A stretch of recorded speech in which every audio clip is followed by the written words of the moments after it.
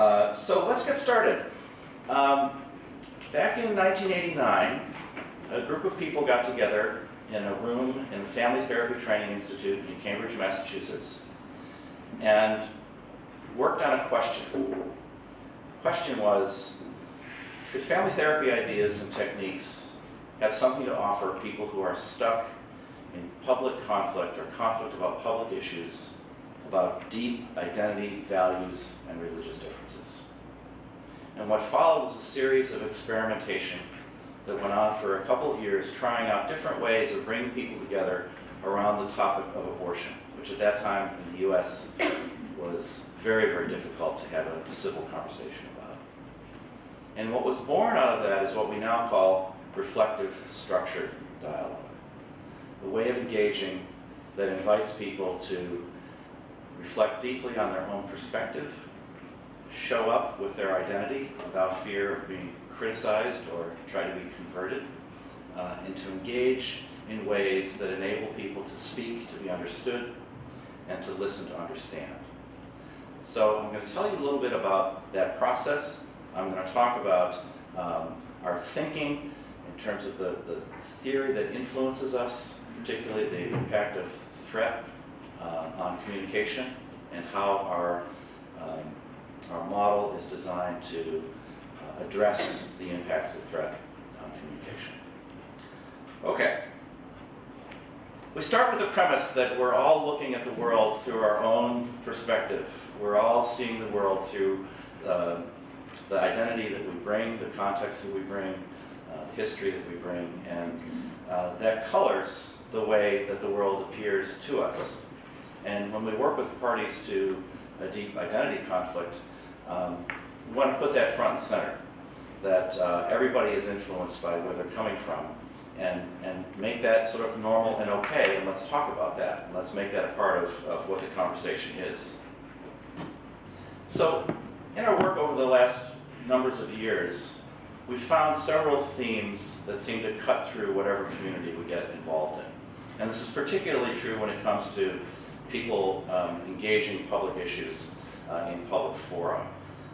That people long for visibility, they want to be seen, they long for connection with other people, they long for a sense of agency, that is, that their efforts matter, that what they do can have an impact on what happens in their community. And the sense of possibility, that a better future is ahead, that change is possible. So in our work, we're trying to address those needs at various levels. There are many ways to go about that. One way is to focus on conversation. And people often ask us, well, so what? Why bother with conversation? It's just talk. We believe really strongly that in order for communities to function, people need to be in relationship with each other. And in order for people to be in relationship with each other, they need to be in conversation. And the quality of that conversation will drive the quality of relationships and affect the quality of community and the ability of communities to get things done. So by focusing on conversation, we can have a very high leverage impact on what's possible to accomplish in community. People come to our dialogues because we're dealing with such deep, entrenched issues with stereotypes about them, about the other. And one of the most effective things that happens, I think, in dialogue is that stereotypes can dissolve. People really can change the ways they see one another and come to see the other as a fully human being, not as just a representative of a position or some stereotype. And when we get the conditions right, as I said earlier, people can listen to understand and speak to be understood, rather than listening and speaking either to find fault or to win. We can help people start to practice and embed new patterns of communication, especially around deep differences.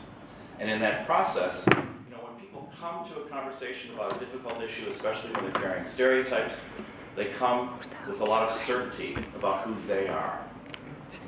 By creating the environment of dialogue, we help people move from certainty about them and avoidance to actual caring through the power of curiosity. If we can cultivate curiosity among people who deeply differ, They can let go of some of their certainty and come to care for each other and shift the attitudes that they have and actually come to have empathy for someone that they formerly feared. There are a lot of ways of talking about dialogue. There are a sort of a generic definition. Dialogue is just a conversation, and there are many models of dialogue. I'm talking with you about a particular model, which is reflective structured dialogue.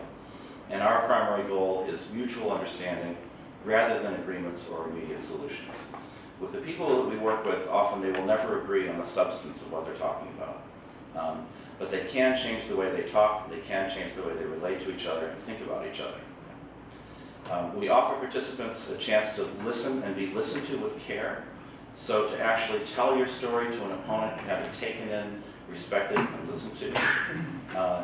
To speak and be spoken to with a respectful manner, however a given community decides what respect means.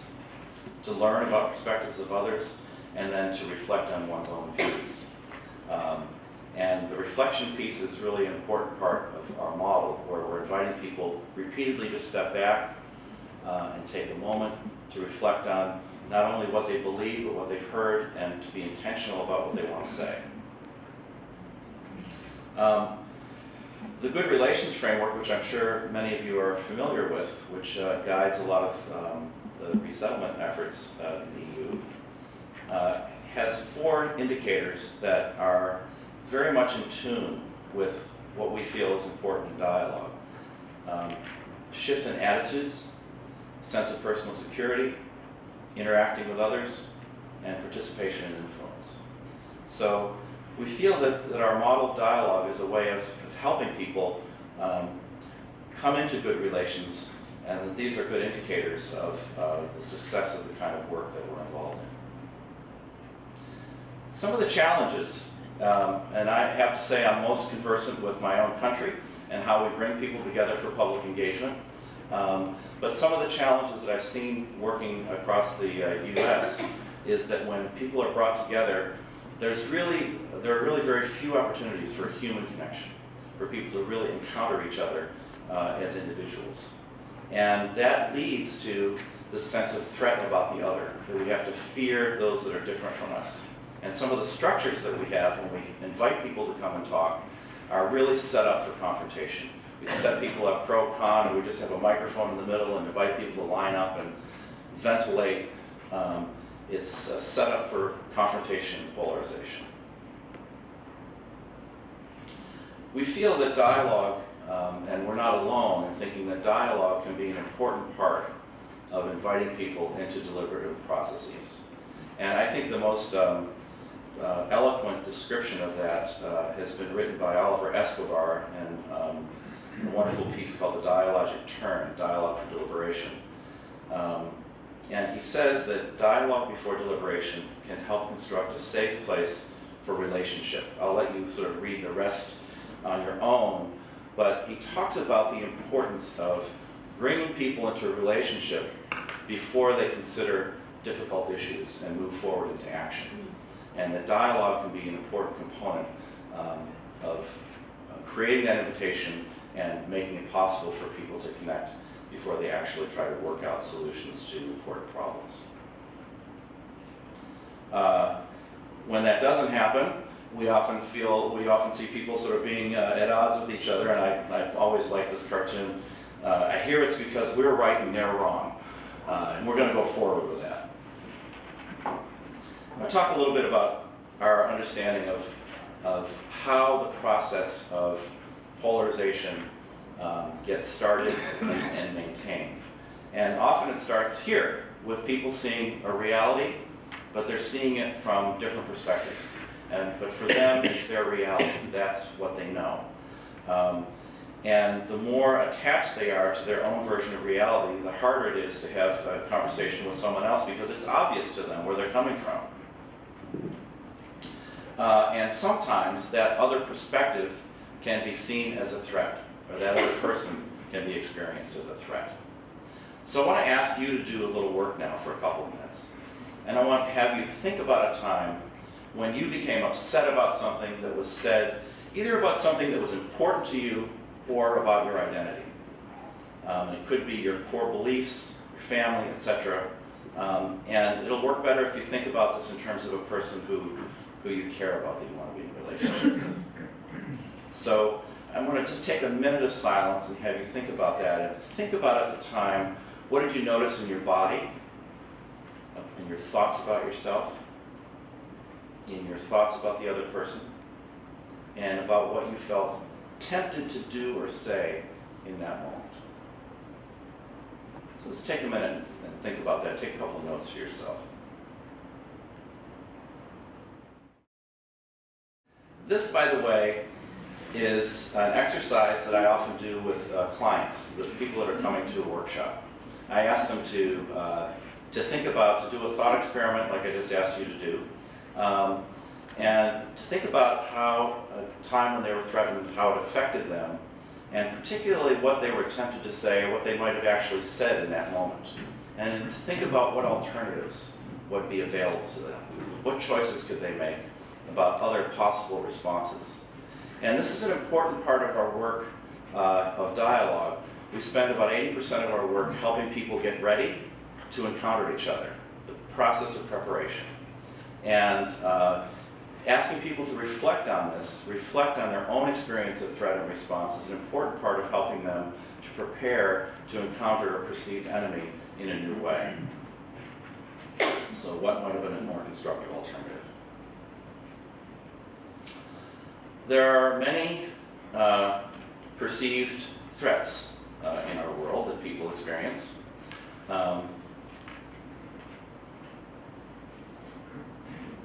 And it often, the process of polarization and dysfunctional communication often starts with something like this. Somebody says something that triggers somebody else in a given situation, an organization, or in a community. And they start to go into a response to a perceived threat. And the parts of their brain that are responsible for higher functioning and choice making start to get drained of their energy, and more energy is given to the parts of the brain that are more emotional and survival oriented. And people enter a sense of us and them. I have to protect my own and guard against us. And most of us are familiar with the fight, flight, freeze response in that situation, and being hijacked by our emotions, and then devolving into binary thinking, either or, us, them, good, evil. And we often get vigilant. We get vigilant for signs of danger, paying attention to our environment to make sure that we're not going to be surprised or attacked or whatever. And in that process, we develop tunnel vision, only being able to see evidence of danger and missing the larger picture, missing possibilities for connection, missing our own resources that we could call on, and the resources that we could call on in our environment or in our conversation. And one of the cognitive processes that we can go through that get to this point is illustrated by our friends at Action Design in Cambridge, called the ladder of inference. It's another thing that might be helpful for you, that I use a lot with clients to illustrate the process of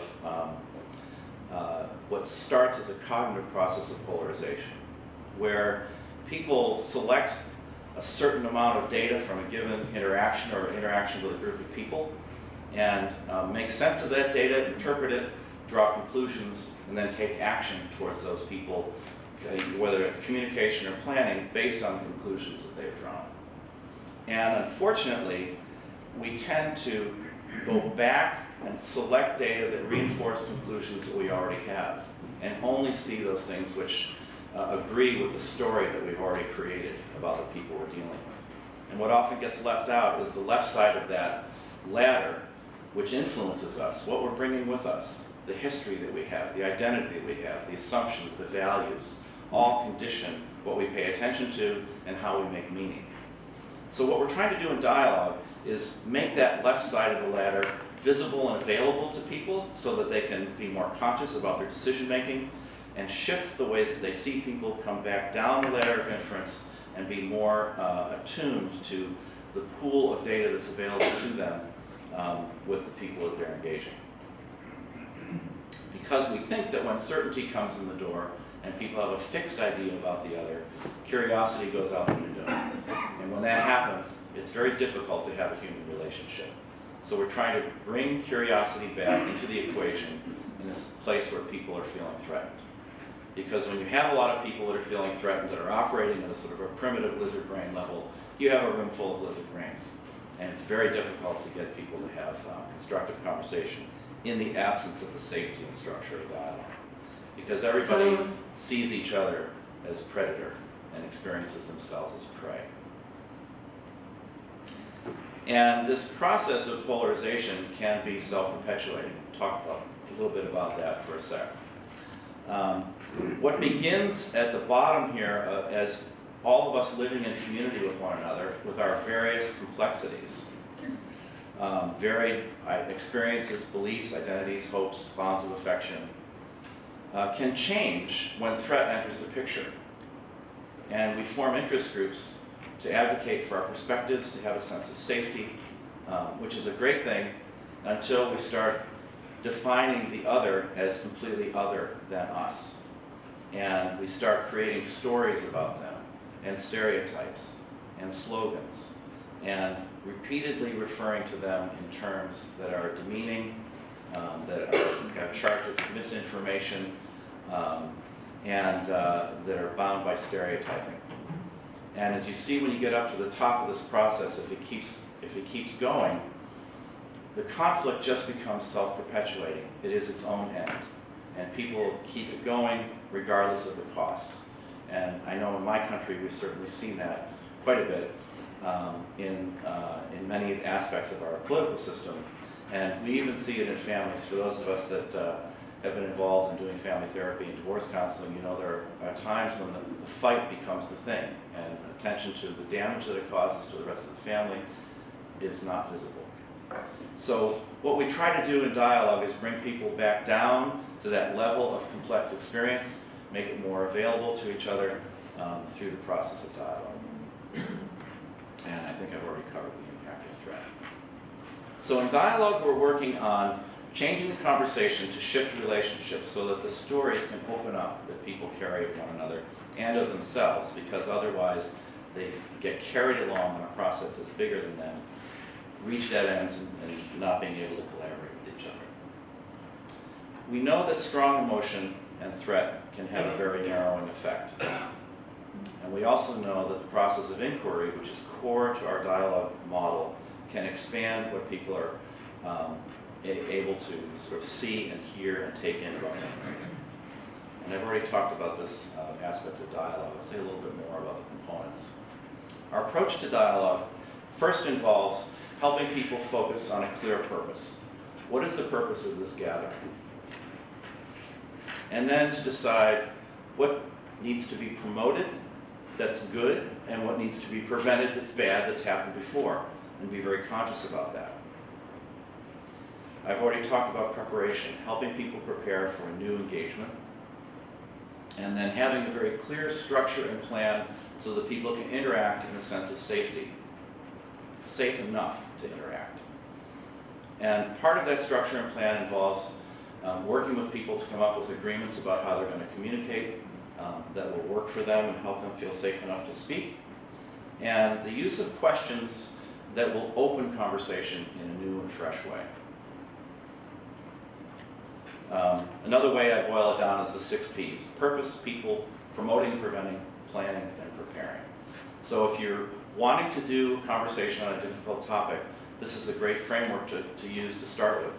What's your purpose? Who are the people that need to be there in order to accomplish that purpose? What should be promoted and prevented to accomplish that purpose? What's your plan to do that, and how do you help people prepare? So purposes can include learning, understanding, building relationships, all core to our model, as well as, in the end, creating and deepening trust among former enemies. And it needs to be a shared purpose in order for dialogue to work. Some of the things that we want to promote, I've already mentioned rehumanization, helping people see each other as human beings, speaking to be understood and listening to understand, structures that support both speaking and listening, just a quick aside on that, I asked you to take a moment of silence and I asked you to take a couple of notes for yourself. It's one of the structures that we use to help people listen and speak. Think, write, speak. So whenever we pose a question to a group, we ask them to pause, take some notes, and then speak, so that they have that little reflective space and are able to listen. Promoting people paying attention to the difference between the intention that they have in communicating and the impact they have, and making it possible for people to say, when you said that, this is how it affected me, is that what you were intending? And then to notice the gap between that, which raises up where people are coming from in their understanding and enables people to have conversation so that they can more clearly understand each other. And ultimately, mutual recognition and respect. When people leave, we hope that they will be more curious, more concerned, that they will care about each other more deeply, that they'll be more clear about their own perspective, feel connected and willing to collaborate on areas of joint concern. And I've already talked some about what we want to prevent, the sort of us versus them, stereotyping. We want to make sure that people do not bring attack into the room. We're not interested in having people replay old conflicts, so we try to keep that out of the equation. And closely related to that is blaming, dominating over the tools that people use to enforce their views, speaking for others, are all things that we try to discourage in our process. In helping people prepare, we think about inviting people to make a human connection before engaging in the content. So something as simple as having a meal before a difficult conversation, or having a social time, or reflection, or starting a dialogue process with questions that don't have anything to do with the actual substance, so that people get to know each other as human beings before they dive into the actual material. Making sure that the expectations that people have are aligned with the purpose of the meeting. So you don't want somebody coming as an advocate to convert people when the purpose of the meeting is for mutual understanding. We engage people personally ourselves as practitioners, so we create a listening for them, so that they experience being understood in their hopes, their concerns, their experiences, and also to raise up the visibility of their strengths and resilience and their capacity to engage, which often has become invisible. In that process, we're listening deeply to them and trying to reflect back what we hear and inviting them into a collaborative communication process. And some of the effects, again, sorry, this is a little video clip. So our actual dialogue process, when people come into the room, are ultimately designed to lower anxiety, increase the capacity to listen and speak. We use go-arounds, some of these things that you all use already. People go around a circle so they don't have to wait for who's going to respond. Time-limited responses, making sure that everybody has the same amount of time to speak as they're going around that circle to democratize and avoid that possibility of domineering. Sequencing, starting out with a very tight structure of those time limits to less structure where people can have open conversation towards the end of the meeting. And then pausing for reflection, as I mentioned, at many places during the dialogue process and between meetings if we're having multiple meetings. We also invite people, as I mentioned, to create communication agreements. These are some of the ones that people often will use. We don't prescribe communication agreements. We work with people in advance to create the agreements that will guide their group. The only thing that we insist on is the first one, which is voluntariness. We don't want anybody to feel pressured. So say pass if you're not ready or willing to respond. And otherwise, these are some of the typical agreements that people often enter into and customized by setting and culture.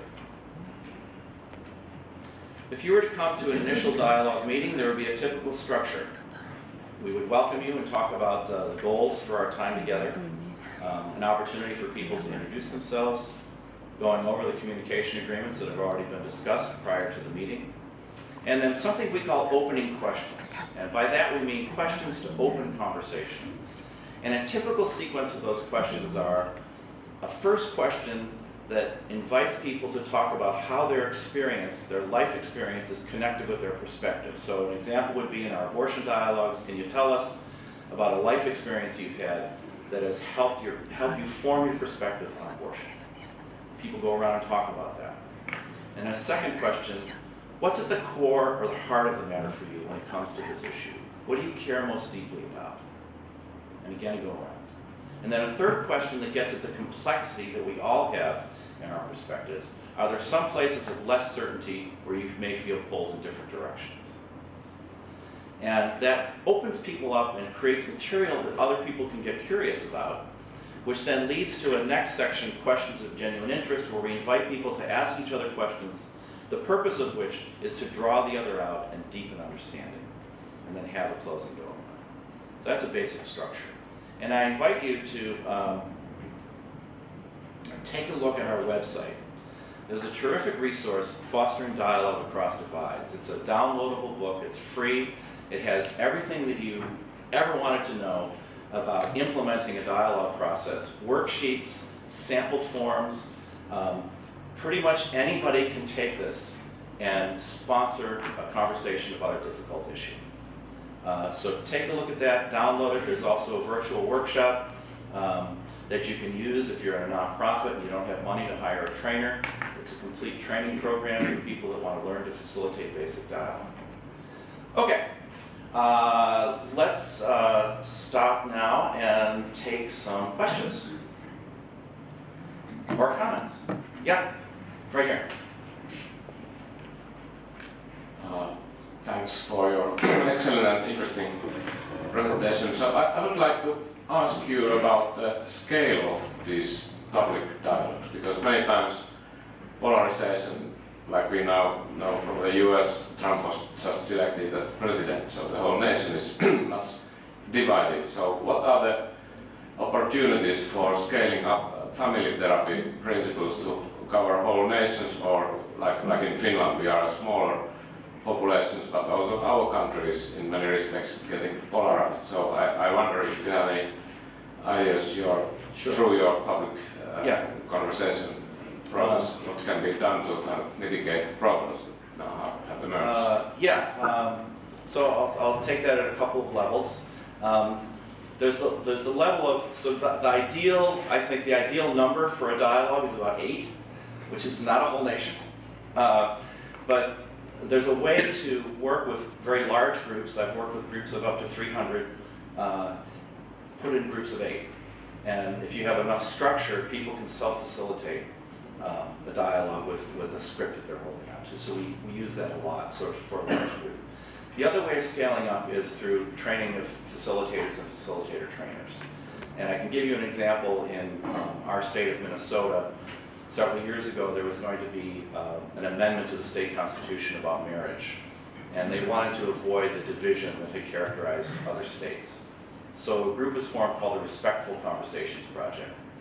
We trained 14 lead facilitators, who then trained 250 other facilitators, who then went out and facilitated all over the state around this issue, and really did prevent the polarization. And we follow that methodology a lot, of training lead facilitator trainers who then train more and then go out and facilitate more. So it's a very scalable process through training of facilitator and facilitator trainers. Does that answer your question? Yes and no. Yes and no. So if you could just give a bit more concrete. Sure. So how I just wonder if we have a kind of exponential training of the facilitators, but you need some coordination and resources for practically focusing on so you need synchronizing the dialogue. A host organization that's going to make possible that training, and then is going to send people out into the field and is going to evaluate and support them in order for that to happen. So in our case, this example I'm giving you, the Minnesota Council of Churches was that host. And they went out and found grant money to support that program, which actually is still going on. I think we're now in the 4th year, and it's on other issues now. But now they have the capacity in that state to manage other controversial issues because of that training, and it's now ongoing and supported by that organization. So it started, in a very concrete way. It started with a 6-day training of lead facilitators. And then they in turn went and did a 1-day training for basic table facilitators, who now are operating sort of on their own around the state. Is that concrete enough? Yeah, I think we can continue. Okay. The whole planet needs us facilitators. Thanks. Sure. Okay, somebody else.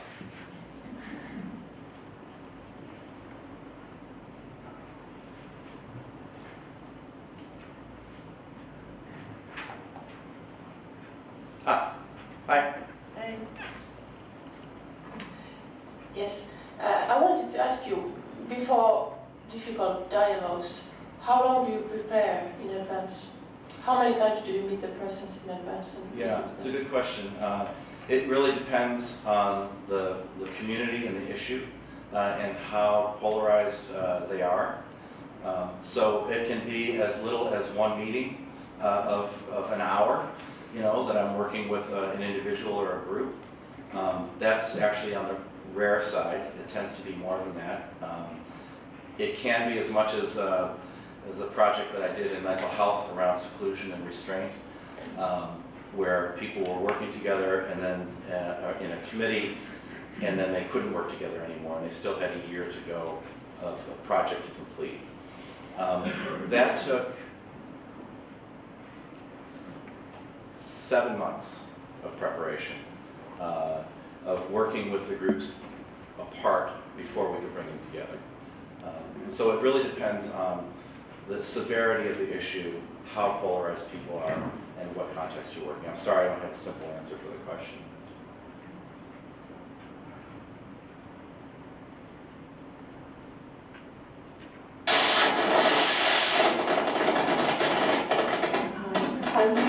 I'm wondering if you could give an example, a concrete situation where you have seen the power of structured dialogue, or is that dialogical approach that has left a deep mark on yourself? Sure. I'll stay with the example that I just started with. I have a background in mental health, and part of my background was training director for a state mental hospital. And in that process, I became very familiar with what happens when a patient has to be tied down to a bed or put in a straitjacket. Very traumatizing for everybody involved. So when we were asked to work with this committee that was comprised of ex-patients who had been subjected to that treatment, and administrators and clinicians in the mental health system who had administered and continued to administer that treatment, I was at the same time frightened of the intensity of feeling and felt it was a tremendous opportunity to bring dialogue into that system. So we had people working on a federal grant to reduce the use of seclusion and restraint in state facilities. They had collaborated together for about a year until the conversation turned personal. And when somebody brought up a personal experience in the meeting, other people felt so traumatized that they actually left the meeting. And they tried to come back together, and they couldn't stay in the same room together. They couldn't speak. So this project would have the prospect of changing the way that mental hospitals were run to a screeching halt. And we were invited in to work with the parties. And as I said, we work with people, we work with the groups separately, but also with a joint planning committee for about 7 months in preparation. And that involved individual interviews. It involved working with the groups as groups separately to do role plays and talk about their challenges and how they could come together in constructive ways, and then bring them together for 2 meetings. And those 2 meetings, they had revolutionary encounters that they never had before, because they began to see each other as people. And one of the participants that we have on tape talks about what happens when you take the hats off. When you take the sort of titles and the hats off and you encounter each other as people, and they were able to see each other in very new and fresh ways and talk with each other so that they could understand each other. They came back together as a committee. They went on to complete their work, and they reduced the use of seclusion and restraint in state facilities by over 80%, and that's held now for about the last 6 years. And they were so excited about the power of dialogue that they sponsored dialogue training throughout the state. And they actually held a conference to bring other people from other states together to talk about both the power of dialogue and also the work that they did. So that's a very concrete example of people that were about as deeply divided as you could get, who were able to see each other in new and fresh ways through that experience. Thanks for the question. I think I'm running down to getting close to the end here.